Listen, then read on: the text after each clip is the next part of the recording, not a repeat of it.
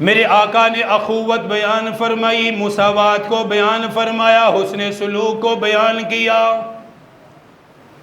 مال جان عزت آبرو کے تحفظ کو بیان کیا۔ 5ویں نمبر پہ ارشاد فرمایا سود کو حرام کر دیا گیا ہے، آج کے بعد کوئی سود کا کاروبار نہ کرے، سودی معاملات نہ کرے، سودی لین دین نہ کرے۔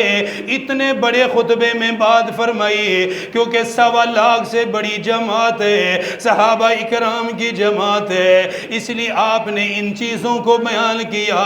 یاد کرنے کے بعد دوسروں کو بتائیں، سیکھنے کے بعد دوسروں تک پیغام لے کر جائیں۔ فرمایا سود کی حرمت ہے، سود کھانے والا اللہ اور اس کے رسول سے اعلان جنگ کرتا ہے، سود کھانے والے سے اللہ کا اعلان جنگ ہے، اللہ کے رسول کا اعلان جنگ ہے۔